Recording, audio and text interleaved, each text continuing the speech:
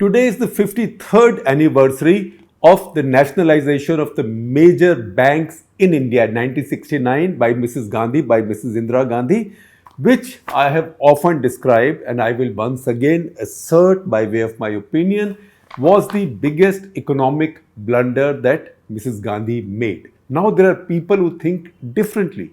So today, for example, the Congress party has issued statements. This was a very wise step. This protected India's banking and economy. After that, I'll give you some data and you make up your own minds. And also the left. So the left, in fact, left intellectuals, left economists held a big conference also in Delhi to commemorate this day and to also rue the fact that Modi government might be planning to privatize some. In fact, they are planning to privatize some. I wish they had done it last year, but unfortunately, this has got delayed. And I hope it's not a case of they're getting cold feet. So we'll cover that left conference as well because we cover everything. And cut the clutter, we give you facts. So you know what? What have we got today? We've got magic. And what is magic? It's data. Now, you might say there is data every day, so how is it magic? So first of all, the data is very authentic and it's been filtered by two top economists. It's from a published paper by National Council of Applied Economic Research, NCAER, Delhi-based, in fact, not that far from where I sit, on a good day in good weather, not in this weather. In good weather, maybe I can walk there in about 15 to 20 minutes, dodging traffic a little bit. So NCAER has produced this paper. This has been written by two very experienced and very respected economists. First of all, Arvind Panagadia. We know who Arvind Panagadia is. He was also in Niti Aayog. He was heading Niti Aayog. Also is a top economist from Columbia University, widely published author, commentator, and so on and so forth. A big thought leader in his field, and also Poonam Gupta, who's now the Director General of National Council of Applied Economic Research. So I will share the whole 46-page paper with you. You will see the first page on my screen, but I'm sharing a link with description so you can go over the entire paper. What that paper does it, not only does it cull out and distill this data, it makes sense of the data and also it gives us the graphics. So one, all right, you might say that we are being lazy, that we will not have to draw these graphics. But the fact is that this gives us authenticity. So we will be gratefully borrowing these graphics to explain facts to you. And in fact, once you see the facts, I might not need to explain that much to you because you know what? Akalmand ko ishara kafi hai. और आप सब अक्लमंद हैं. Wise people only need to look at the data and you figure it out. So look at some basic data, and this is the basic health check, vital parameters, right? When you go to when anybody goes to a hospital, the first thing that's done is somebody checks your pulse, blood pressure, blood sugar, stuff like that, heartbeat, whatever. Breathing rate, in case there might be some suspicion of something to do with your lungs, etc. Those are the vital parameters, temperature in a human body. So look at some vital parameters of banking in India and see where public sector banks sit there. If you look at the total percentage of bank assets to GDP, so higher the better. Countries which have booming economies, their bank assets are much more than their GDP because bank assets are also lent, etc., etc. They are in circulation. Once again, if you want to see the broad fact, macro fact on credit as a proportion of GDP, so higher the proportion, the better. More advanced countries with better economy, the proportion of credit to GDP is more than 100% because banks have that much more money, they keep lending, and as I said earlier, the money is in circulation. So you see how it's happened in India. It's gone up after the reform, it goes up like this, and then it starts to decline, and that is the 2012 to 2018, 19, 19, 20 trough. That is where Indian banking hits a bad rough patch, a really bad air pocket, and goes sort of nosedives for some time until it's rescued and then it starts making a recovery. So look at this graphic. Then see non-performing assets. Non-performing assets is loans that you've given out but you don't think they will come back. Now there is a little distinction there between gross NPAs And net NPAs, I will try and explain it to you. In fact, I didn't quite understand it. So I'm a member of a group of smart people in banking, finance, etc., who exchange notes all day, and I learn from what happens there. So I just posted a message there asking for help. Gross NPAs are when you say that this is I have lent 40 rupees which are not yet coming back. But you might then say that I think about 10 of this will come back because that much security I am holding from the borrower. So you then make provision for the 30. You in your balance sheet, in a way, write off, write down, whatever you call it, 30, saying, I don't expect it to come back, but 10 will come back. That 30 then becomes the net NPA. So you will find that net NPA is less than gross NPA. Just to give you an example, you might say that Vijay Mallya, since that's a famous loan, that's by no means anywhere near the biggest loans that have gone bad in the Indian corporate sector. But since it's a very visible loan, you might say that, all right, he borrowed X amount of money, which is not coming back, but my security, which is his shares in such and such company, they are worth this much. So I will deduct that against the money owed to me, and I will say, this money is coming back. So the difference I'm making provision for, which means the difference I take a hit on my balance sheet and I say, boss, ये वापस नहीं आ रहा है, ये मैं इसका मैं घाटा अभी खा लेता हूँ, जिसको in ordinary language we say return off a loan. It's not written off. If it comes back tomorrow, if you get better value for the asset, it's written back in. So if you look at NPAs in the Indian banking system, again see 97, 98, it's quite bad. It's about 6.5%. These are net NPAs, not gross NPAs. Gross NPAs might have been twice as much. 6.5. Then they come down. 2011, 12 or so, you find Indian banks are quite robust and quite healthy. And then something happens in 2012 and this begins to get worse and it becomes worse than 97, 98. It goes up to 7%. And 2012 to 2014 generally is the time when it's widely believed that a lot of telephone banking, as Narendra Modi described it in Parliament, that's when sizable loans were given out to likely defaulters by way of evergreening. So Mr. Vijay Mallya is not able to pay his loans, his company is shutting down. Okay, give him even more loans, right? He's not able to pay that, give him even more loans. So that is when these big loans went really bad. And that's what you can see. Indian NPAs have started going up. And little bit later, we'll also tell you where these NPAs went up. Again, you see return on assets, ROA. And once again, you see the graph go like this. It's going up, going quite healthily till 2011-12, then starts going down. At one point, return on assets becomes negative, and after 2019, after the repair work with banks, it has begun to pick up. That's a big change. But once again, we'll need to see from where did the damage come and where did the recovery come from. Now, bank credit as a percentage of GDP. I just told you that in robust economies with good banking systems, it's higher than 100%. So China, bank credit as a percentage of GDP in China is 182%, right? Vietnam is 148%. Now we see a lot of the manufacturing industry shifting from China.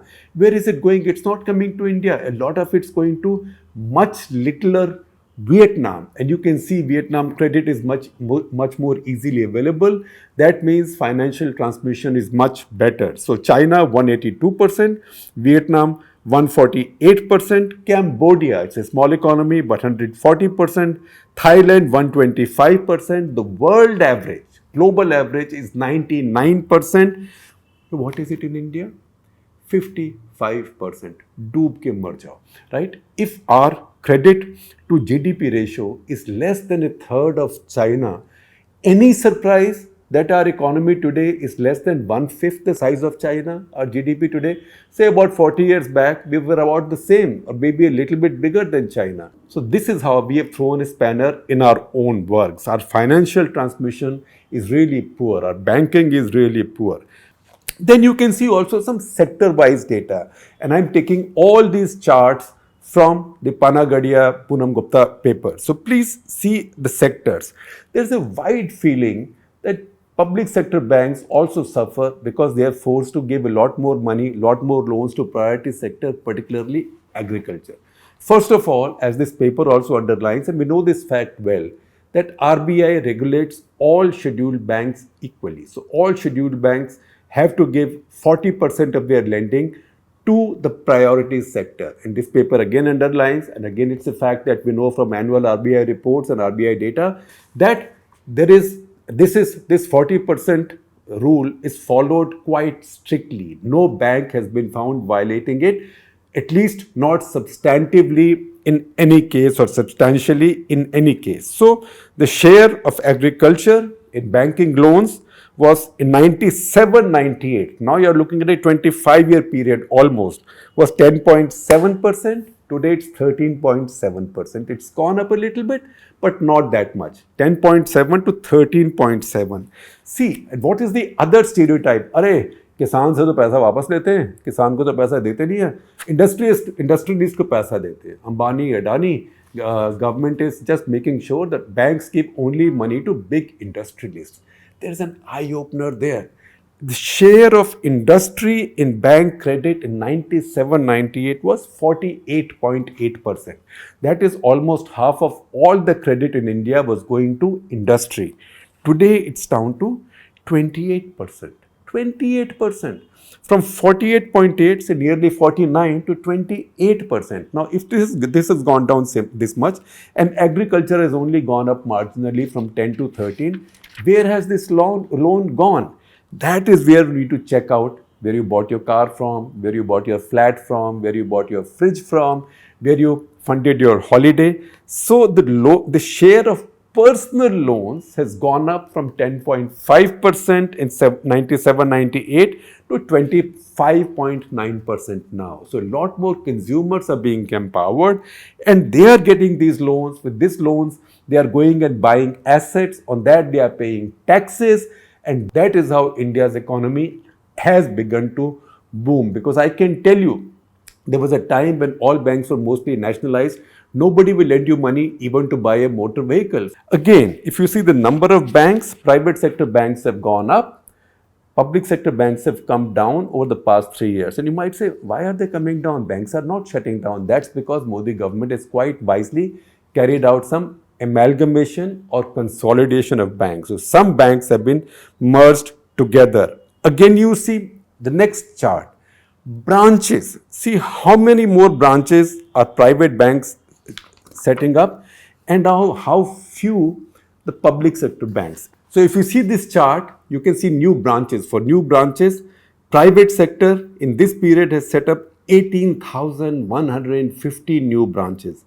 Public sector banks, the number of branches has actually come down by 603. Public sector overall still has more branches than private sector, but it's the private sector that is now rising. Again, new employees. In this period, private sector has created 2,35,900 more jobs. That means they have recruited 2,35,900 more people, and public sector banks have now their net numbers for their employees are less by 89,283. So they are now recruiting less. As people are retiring, they are not replacing them because they were always overstaffed. Then you can see a couple more charts. See credit deposit ratios. That is, if a bank has deposits of 100 rupees, how much has the bank lent out? So SBI, for example, now their credit to deposit ratio, that means if they have 100 rupees, how much they are giving out? It is 67 rupees. So their credit deposit ratio is 0.67. Other public sector banks is 0.63, lower than SBI. But look at what it is for private banks. It's 0.82. That means for 100 rupees that private banks have, they lend out 82 rupees. So their efficiency is much greater and they can make, for a 100 rupee deposit, they can make much more available as loans to consumers, to industry, to any lenders. A similar kind of graph will then be repeated for the stressed assets ratio. That today, if you have so many assets, how many of them are under stress? Again, the same kind of graph. It will be like a mirror image, no changes. Then This is the most painful of all graphics. Taxpayer resources infused. So what happens? When a private bank goes down, the shareholders' equity goes down. When Yes Bank went down, the shareholder lost everything. The shareholders in the market, but also the primary shareholder, that was the Kapoor family. They lost everything. But when a government bank loses money, government bank goes bankrupt, and all government banks, barring SBI, all have gone bankrupt at some point of time. Some have gone bankrupt more than once over. Because their shareholder has the power to print money, which effectively means their shareholder has the power to steal money from our pockets. That money is invested to keep those banks going. Once again, if you want to see how much of it has gone in, if you look at the market cap of other PSUs besides State Bank of India, if you look at the market cap of other PSUs today, this report tells us that market cap today, because they're all listed banks now, $30.78 billion, right? $30.78 billion, and the money infused into them from taxpayers' funds, your funds and mine, over the past 10 years. Just think about it. Over the past 10 years is $43 billion. So there are these banks, we say they are great national assets, and now the left and the others are protesting, how can you privatize them? They are so valuable that we thrown $43 billion at them, and within the same decades, even all that $43 billion have also gone down the drain, and the net worth of these banks is still only $30 billion. So again, see comparison. State Bank of India, we said State Bank has done much better. Market cap of State Bank is $53.92 billion, more than all other public sector banks together. And State Bank has only got $6.5 billion of funds infusion or taxpayer fund infusion from the government. The other nationalized bank or PSU bank, which is relatively honorable, is Bank of Baroda. All the others are in deep trouble. Now, we had spoken about return on assets earlier. Also look at return on equity. Because after all, these banks are companies, public sector banks are companies. Our money is invested there. So what value are we getting back for our investments there? Once again, if you see the period 2016-17 to 2021, a 5-year period, return on assets, State Bank of India, Bank of Baroda and Indian Bank. Only 3 PSU banks have positive return on assets. How positive? Hold your breath. In the case of Indian Bank, 0.4%, which means if you have assets worth 1,000 rupees, you have a gain of 4 rupees, right? Similarly, Bank of Baroda, 0.1%. State Bank of India, 0.2%. All the others are negative. In all the others, we are now losing money even on our assets. In fact, Indian Overseas Bank and United Commercial Bank are the worst of the lot. Again, return on equity in these 5 years, equity. State Bank of India is still 3.7%. That's the reason State Bank of India is doing better than others, but that's also the reason why it's valued so much lower than, say, an ICICI Bank or an HDFC Bank. It's valued like a fraction of HDFC Bank. The SBI is 3.7% return on equity. After that, the only other bank with a positive return on equity is Bank of Baroda. And how much is that? 0.1%. Nothing. Which means all other banks are wiping away our equity year after year after year. Now, what are the reasons for privatizing? Now, Panna Gadia and Poonam Gupta, they say that, look, first reason for nationalizing the banks was social objectives. That nationalized banks, because private banks, ownership is with private sector, they don't lend money to priority sector. They said now if the record is that RBI regulates all equally and everybody complies fully with that 40% requirement, then the distinction between private bank and PSU bank vanishes. So let the more efficient, profitable banks survive, and government should stop subsidizing or putting money in this endless well into PSU banks. Number 2, governance issues. That, these banks fail, private sector banks don't fail. The fact is that any bank can fail. We think public sector banks don't fail simply because government keeps on pumping money into them.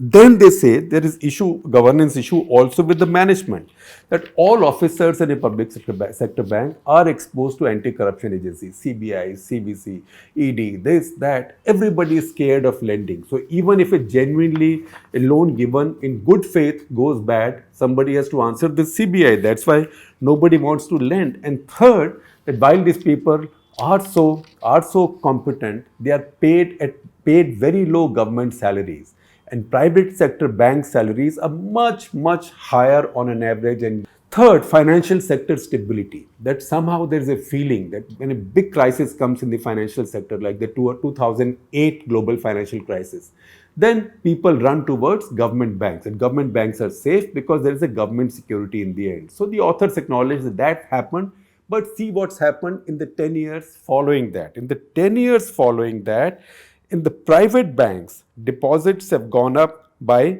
30.8%.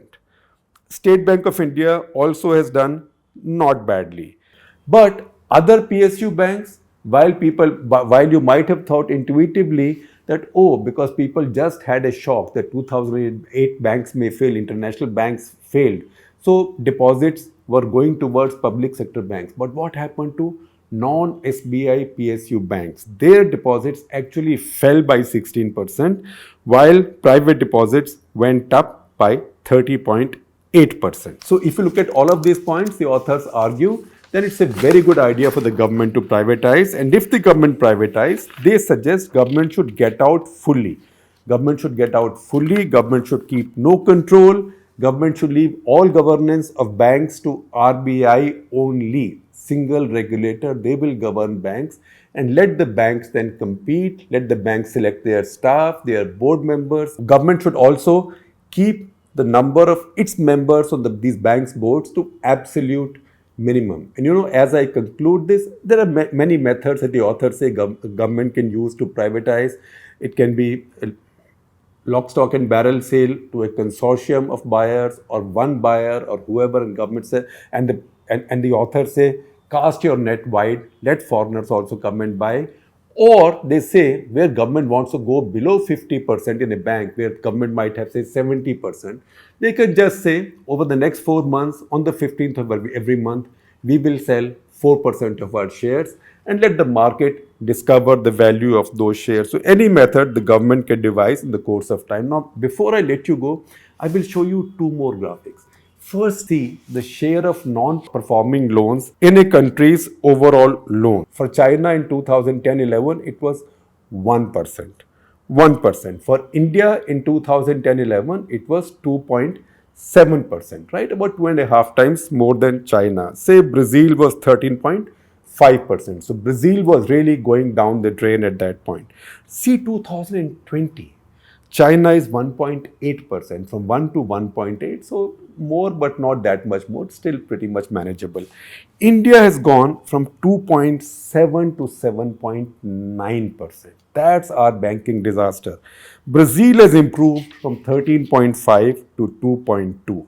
So this is one part of the picture. And the other, this is a stunning graphic because it is so counterintuitive. That's the reason I call it stunning. Because there is a wide belief that public sector banks suffer because they are made to lend to priority sector, that's farmers, poor people, rural enterprises, small enterprises, etc., etc. But look at this graphic. This tells you which loans have tended to go bad much more on a scale much higher than for priority sector. It is the non-priority sector. So once again, that disaster in Indian banking between 2012 and 2016, 17, 18, by which time the correction starts, see how steeply the NPAs have risen in non-priority sector. Priority sector, poor people still pay back. And in any case, even if the governments carry out loan waivers, governments can pay the bank, so that can't be an excuse for a bank to have its balance sheet short, as most public sector banks have done. That is mostly happening because of the government case of death. Because wherever the government gets in a business, that business is doomed, even if it's a monopoly in the long run.